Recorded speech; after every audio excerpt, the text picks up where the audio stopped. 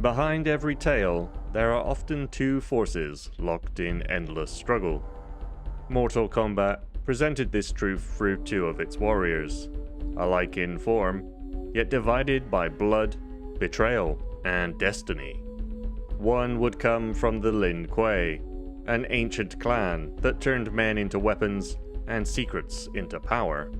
The other rose from the Shirai Ryu, a rival clan forged in exile and destroyed in fire. Sub-Zero and Scorpion, the assassin and the revenant.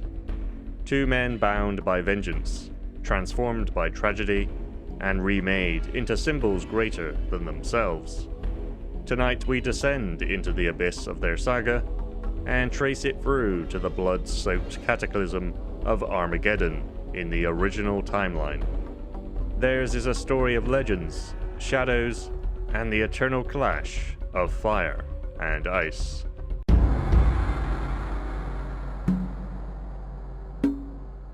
In the frozen reaches of Northern Asia exists one of the oldest and most feared clans of assassins, the Lin Kuei. For centuries, they have thrived in secrecy, selling their blades to the highest bidder. Its warriors are stripped of family ties from birth, raised only in the shadow of the clan, and shaped into weapons for hire. Unlike ordinary men, some of the Lin Kuei possess rare inherited abilities, powers passed down through generations and sharpened through years of merciless training. These gifts, whether of stealth, speed, or elemental mastery, made the Lin Kuei a force that few could challenge. But challenge would come from across the sea. In Japan, centuries earlier, a renegade Lin Kuei warrior named Takeda turned his back on the clan. Bringing his skills with him, he laid the foundations of ninjutsu, teaching his techniques to lords and generals of the feudal age. His teachings spread quickly, inspiring loosely organized spy networks and mercenary bands. Among them rose the first true ninja clan, the Shirai Ryu. With Takeda as their founder, they carried his blood feud against the Lin Kuei from their very inception. The Shirai Ryu became infamous across Japan for their use of weapons, assassination techniques, and sorcery accessible to any disciplined warrior. Not the innate gifts of the Lin Kuei, but arts that could be mastered through training. Takeda himself lived long enough to see the Shirai Ryu flourish, yet the Lin Kuei never forgave his betrayal. Their assassin stalked him into his elder years, and though he eluded them in battle, his end came quietly. Poison slipped into his tea. Even in death, the rivalry between the two clans deepened. Centuries later, this blood feud would manifest in the forms of Sub-Zero, the cold assassin of the Lin Kuei, and Scorpion, the vengeful champion of the Shirai Ryu. Interestingly, this legendary rivalry between ice and fire had its roots not only in myth, but in the very creation of Mortal Kombat itself. As co-creator John Tobias recalled, the concept began with something simple, a masked ninja character designed to have a memory-saving palette swap. Influenced by 1980s ninja films and research into martial arts lore, Tobias came across a book titled China's Ninja Connection, which described the Lin Kuei as precursors to the Japanese ninja. Though the book's claims were dubious, the idea became fertile ground. Tobias and Ed Boon decided to give the Lin Kuei and Shirai Ryu their shared origins, and with it, a story of betrayal and vengeance that players could instantly understand. From this fusion of myth, research, and design constraints came one of gaming's most enduring rivalries, a tale of revenge so powerful, it would drag a man back from the depths of hell itself.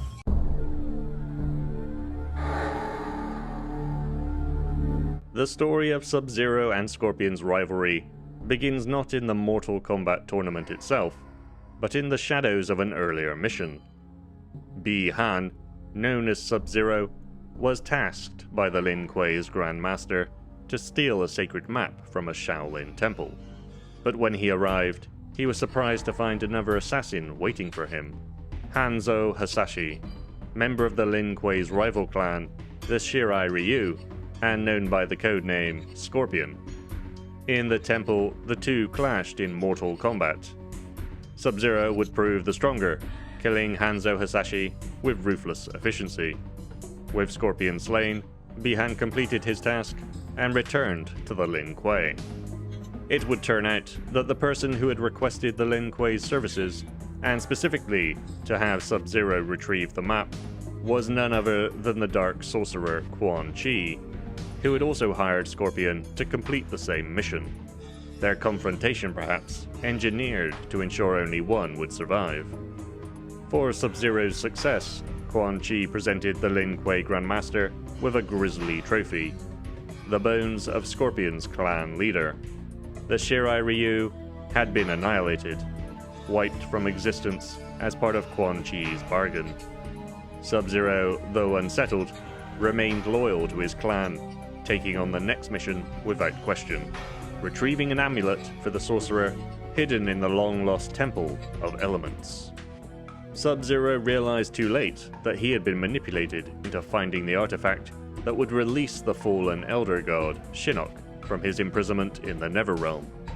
This would necessitate the intervention of the Thunder God Raiden, who would send Sub-Zero on a quest to retrieve the amulet and thus prevent Shinnok from escaping. What followed would change the assassin forever, battling demigods, defeating guardians, and eventually facing Quan Chi and even Shinnok himself.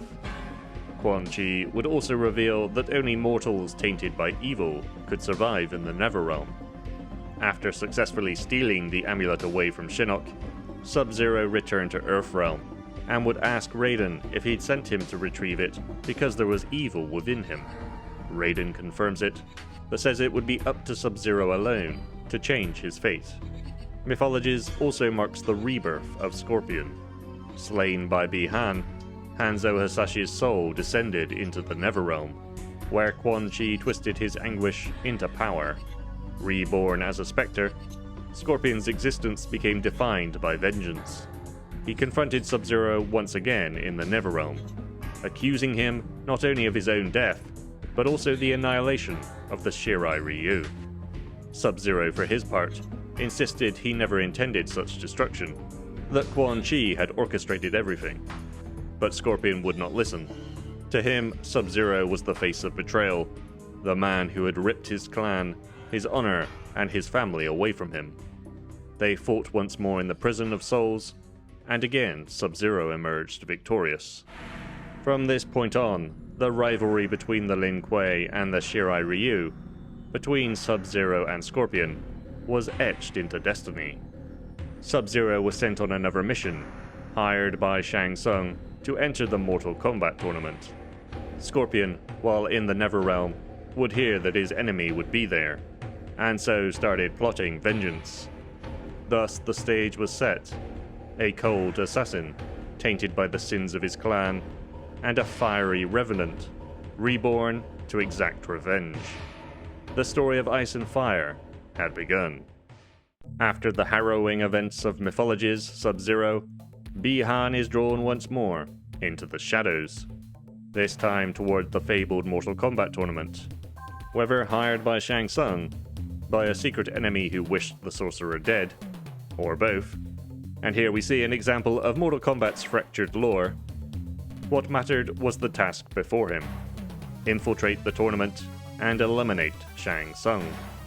For Bi-Han, however, it seems like just another contract. Dangerous, yes, but one that could secure him enough wealth to finally step away from his bloody trade. In his non-canon ending, he succeeds, vanishing into the shadows to collect his fortune. But the true story plays out differently. Unbeknownst to Sub-Zero, his past has already come back to haunt him. Hanzo Hasashi, Scorpion, has risen from death itself, transformed into a wraith bound to the Netherrealm, fueled by the lies that Quan Chi had whispered into his ears, and convinced that Sub-Zero was also responsible for the massacre of the Shirai Ryu. Scorpion entered the Mortal Kombat tournament with a single purpose: revenge. Throughout the competition, Scorpion stalked his rival. He knew that if he could slay Sub-Zero, his vengeance would be complete. But if he failed, he risked his soul being cast into oblivion forever. The canon outcome arrives after Liu Kang defeats Goro, shifting the balance of the tournament. In the aftermath, Scorpion sees his chance. Catching Sub-Zero off guard, he delivers his revenge with brutal finality, killing Bi-Han and ending Sub-Zero's story. Scorpion's vengeance is satisfied, at least for a time, but his torment remains. With his task complete, the Spectre retreats once again to the Netherrealm, condemned to an existence without his family, and bound eternally to his curse. This moment would be a crucial pivot point in the Mortal Kombat saga. The rivalry that began as a manipulation by Quan Chi now claimed another casualty. Sub-Zero's death closed the chapter on Bi-Han, at least for now, though we will pick up his story in another video. But it then opened the door for his younger brother, Kuei Liang, to inherit his mantle and perhaps his feud. With Bi-Han slain at the first tournament, the Lin Kuei wasted no time in sending another assassin to finish the task. This warrior was Kuei Liang, Bi-Han's younger brother, who had assumed the mantle of Sub-Zero. Though he carried his brother's name, Kuei Liang was different in spirit, less ruthless, more disciplined, and more willing to temper his deadly arts with restraint. His mission was clear: assassinate Shang Tsung and restore the Lin Kuei's honor. But his path would lead him straight into the shadow of his brother's old vendetta. From the depths of the Netherrealm, Scorpion learned that Sub-Zero had returned. This revelation would enrage the fiery Spectre. How could the man he had killed, the man who had slaughtered his family and clan, walk the earth once again? Fueled by this anger, Scorpion emerged from hell once more, vowing to end his rival permanently. But the tournament in Outworld brought an unexpected twist. During one of Sub-Zero's battles, Scorpion watched as the Lin Kuei warrior defeated his opponent, only to show mercy, sparing the fighter's life. This moment of compassion shattered Scorpion's certainty. The Sub-Zero he knew, Bi-Han, was merciless and cold to his core. But this man was different. Confusion would give way to revelation. This was not the same assassin who had slain him, but his younger brother, Kuei Liang. For the first time, Scorpion's rage wavered. Instead of striking him down, the Spectre swore an oath, but this time not one of vengeance. To atone for killing this man's kin, Scorpion vowed to protect Kuei Liang. What began as simple vengeance was now something far more complicated. A rivalry no longer based on certainty, but on ghosts, misunderstandings, and an uneasy truce. For Sub-Zero, the truth of Scorpion's mercy remained a mystery. For Scorpion, the hatred that defined his existence had transformed into a strange, reluctant guardianship. The cycle of violence had not ended, but its shape had changed forever. The younger Sub-Zero's path reached a breaking point when the Lin Kuei abandoned tradition in favor of technology. Seeking greater power, the clan began converting its assassins into soulless machines. To refuse would mean death, and to submit would mean surrendering one's very soul. Kuei Liang, unwilling to accept this fate, fled with his closest ally, Smoke. But freedom came at a cost. Smoke was captured, and the Lin Kuei branded Sub-Zero a traitor. Their answer was swift and merciless. They unleashed their first prototypes of cybernetic warriors to hunt him down. Sector, Cyrax, and his own brother-in-arms, Smoke. While on the run from his former clan, Sub-Zero faced a far greater threat: Shao Kahn's invasion of Earthrealm. The tyrant merged Outworld with Earth's dimension, ripping away the souls of billions. Only a handful of chosen warriors survived, Sub-Zero among them. Yet the cybernetic assassins, devoid of souls, also remained as relentless as ever. Now he faced a war on two fronts: the Emperor's deadly extermination squads and the mechanical shadows of his own past. Amid the chaos, Sub-Zero encountered Smoke once more, his old friend trapped in a body of cold steel and circuitry. Miraculously, a fragment of Smoke's soul persisted. Reaching through the programming, Sub-Zero awakened his allies' memories, rekindling the bond they had shared. Together they struck back against the Lin Kuei's mechanized killers. Sub-Zero would reprogram Cyrax with a single purpose: to hunt down and eliminate Shao Kahn. But the plan faltered, and the cyborg ended up wandering into the desolate wastes, lost and forgotten, his body trapped and abandoned by the desert sands. And in another tragic twist of fate, it would appear that his friend Smoke would be captured once again, his deactivated body stored away in the fortress of Shao Kahn. Sub-Zero survived the invasion from Outworld. He had stood against Shao Kahn's armies, against his former clan, and against the machines that he once called brothers. As for Scorpion, when Shao Kahn invaded Earthrealm, his conquest reached into the Netherrealm in a failed attempt to claim its souls.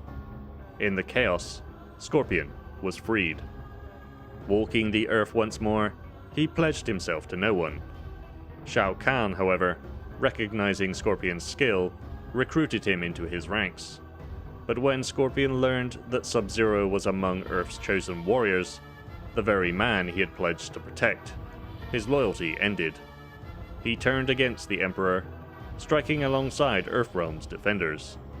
With Shao Kahn's defeat, however, the realms were restored, and Scorpion was pulled back into the Netherrealm. With Shao Kahn defeated and Earthrealm restored, the Lin Kuei clan, once feared and unyielding, disbanded in the aftermath of betrayal, cybernetic experiments, and endless war.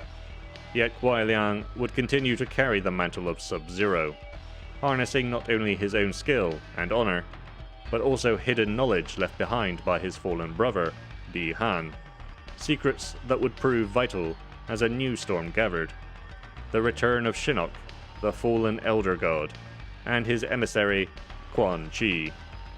But for Scorpion, the war against Shinnok was overshadowed by something far more personal. Quan Chi once again poured poison into his ear, convincing him that this Sub-Zero was not innocent, that even Kuai Liang bore some guilt for the annihilation of the Shirai Ryu and the death of his family. Scorpion's fragile oath of protection shattered beneath the weight of grief and rage. Once again, the Spectre turned his gaze upon Sub-Zero. The two rivals clashed in the depths of Goro's lair. Steel and ice met fire and fury, as their battle reignited the flames of an old vendetta. Scorpion gained the advantage, and prepared to finish him forever. Staring death in the face, Sub-Zero insisted that he had no hand in the slaughter of the Shirai Ryu. Believing Sub-Zero to be defeated, the sorcerer Quan Chi appeared and revealed his treachery openly, boasting that it was he who had destroyed Scorpion's clan, who had murdered the Spectre's wife and child. The rage that had been directed at Sub-Zero now turned fully upon its true source. Before Quan Chi could send Scorpion to the fires of the Netherrealm for all time, the ninja charged towards him, teleporting both himself and Quan Chi to the hellish realm of fire. In that moment, Sub-Zero and Scorpion's rivalry dissolved. Though distrust lingered, the truth had been unearthed.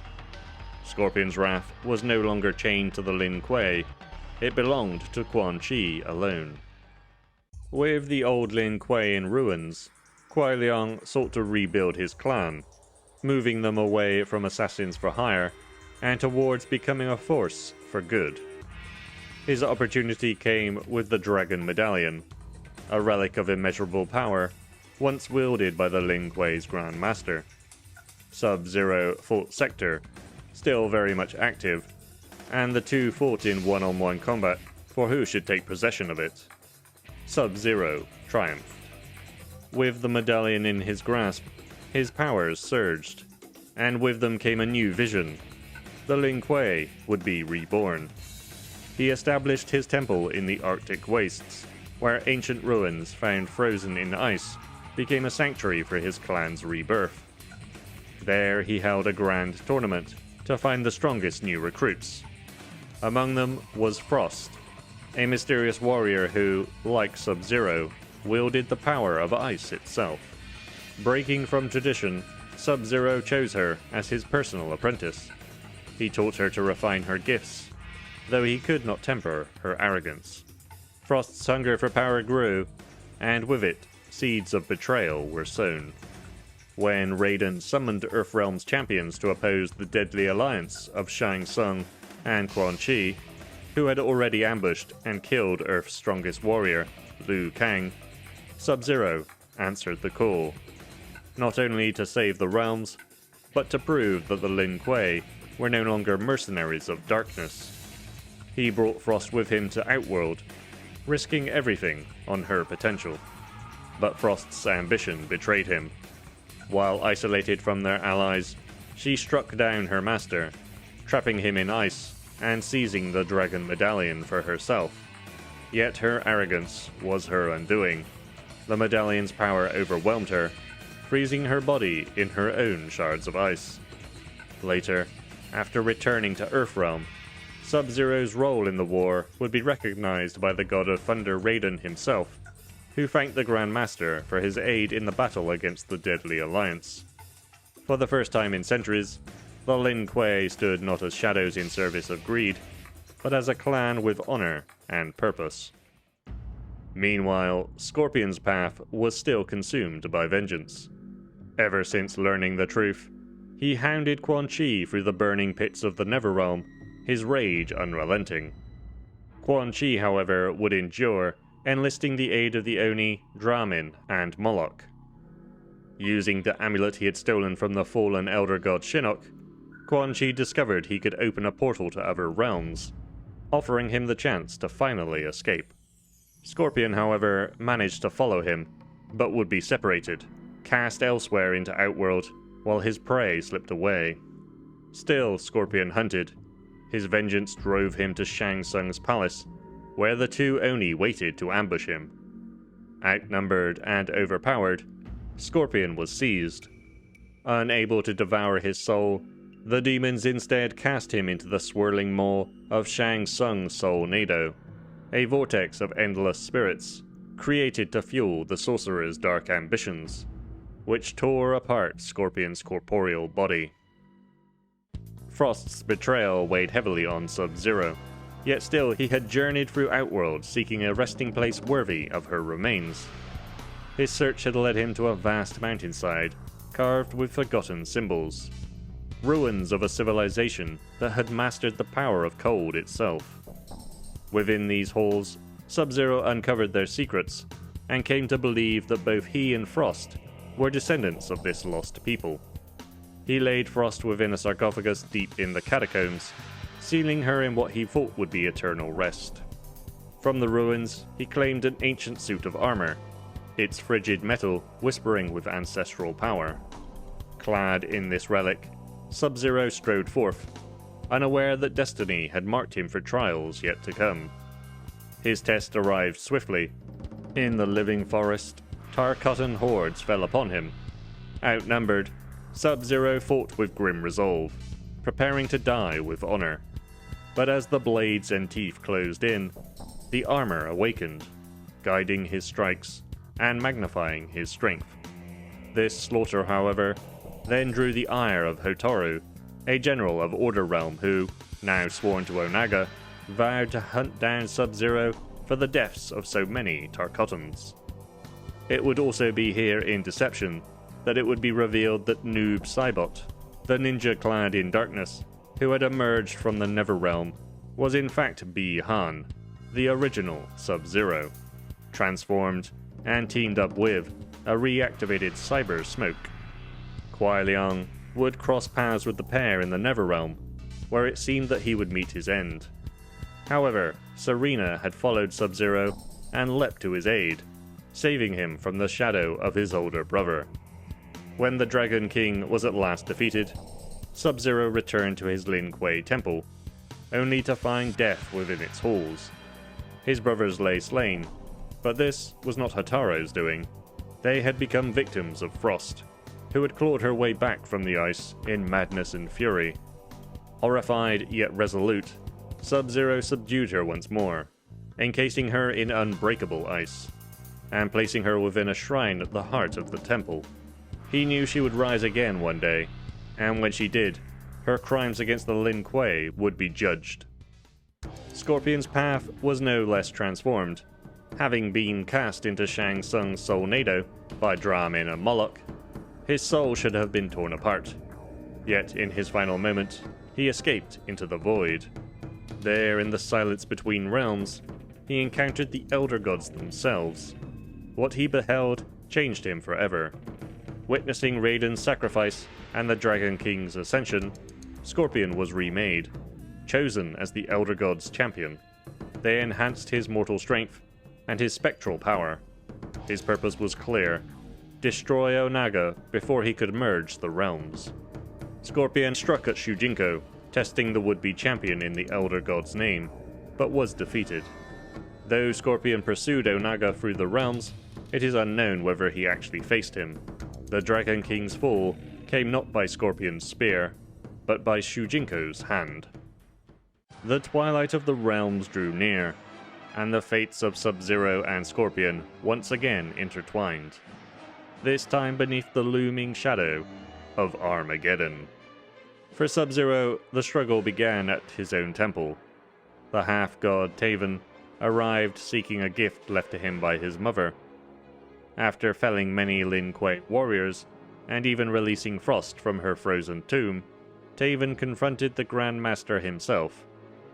Sub-Zero, unwilling to yield the temple's secrets, clashed with the demigod.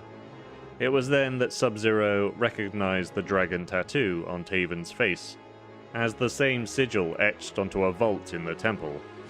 Taven claimed the relic, but the pair's trials were far from over. The temple was soon assaulted by Noob Saibot and Smoke, who turned Lin Kuei warriors into demonic cyber-slaves. Sub-Zero was overwhelmed, but Taven intervened, defeating both Smoke and Noob.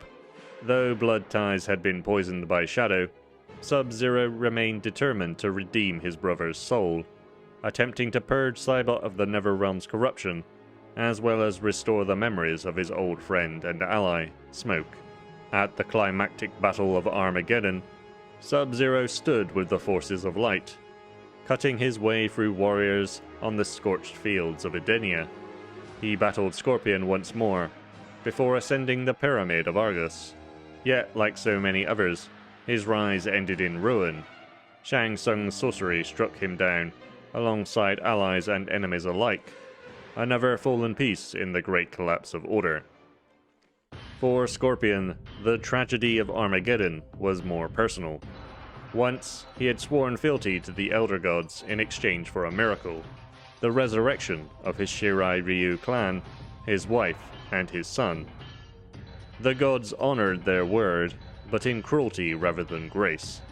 The Shirai Ryu returned not as mortals, but as Hellspawn, twisted in the same cursed image as Scorpion himself. The spectre's rage burned hotter than the fires of the Netherrealm. Feeling mocked, betrayed, and defiled, Scorpion renounced the Elder Gods and turned his vengeance upon them. To thwart their design, he set his sights on the two demigods who embodied their hopes, Taven and his brother Dagon. If he could destroy them, he would unmake the Elder Gods' prophecy. When the forces of light and darkness clashed in Edenia, Scorpion no longer stood as a reluctant champion of balance. He fought among the darkness, crossing blades with Sub-Zero yet again. He carved his way towards destiny. There, on the steps that led to Armageddon itself, Sub-Zero and Scorpion's eternal rivalry reached its last furious crescendo, not as a duel of honor or vengeance, but as mere fragments in the collapse of all realms.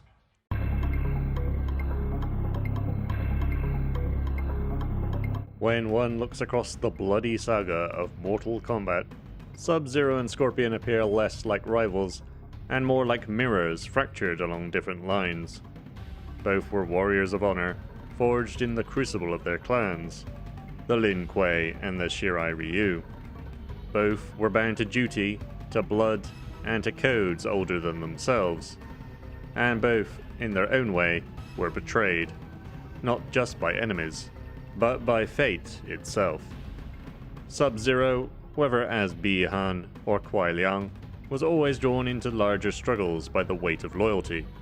Bi-Han's mission to assassinate Shang Tsung led him to death and corruption as Noob Saibot, while Kuai Liang carried his brother's mantle and bore the burdens of his clan's sins. Unlike his brother, however, Kuai Liang sought redemption. His story is one of discipline and rebuilding, breaking from the Lin Kuei's corruption, reforming them into a force for good, and carrying the Dragon Medallion as a symbol of responsibility. His journey bends towards order, renewal, and the hope that bloodshed can be tempered with restraint. Scorpion, on the other hand, was torn from humanity and remade in fire. He is the embodiment of vengeance, a man who lost his family, clan, and life itself, only to be manipulated into endless bloodlust by sorcerers like Quan Chi. His every resurrection is a reminder of his curse, that he cannot escape the flames of rage. And yet, beneath the mask of vengeance lies a man who, time and again, tries to find peace. His vow to protect Kuai Liang, his eternal search for justice for his family. These moments reveal the ghost of Hanzo Hasashi, the man still trapped inside the Spectre. Where Sub-Zero represents survival through discipline and transformation, Scorpion embodies the cost of grief and obsession. What makes their rivalry so enduring is not simply their opposition, but their connection. One's story cannot be told without the other. Bi-Han's murder of Scorpion binds them together in a vicious blood feud.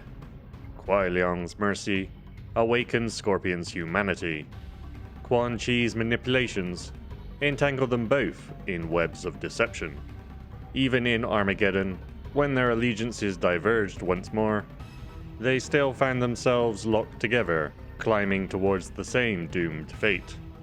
Theirs is not merely a rivalry of warriors, but a meditation on vengeance, loyalty, and the fragile line between redemption and damnation. Mortal Kombat has seen gods rise and realms fall, but it is the endless dance of fire and ice, of Scorpion and Sub-Zero, that defines its soul. If you've enjoyed this descent into Mortal Kombat's mythology, strike that like button and swear your allegiance by subscribing to the channel, joining a growing clan of warriors who seek the truth behind the legends.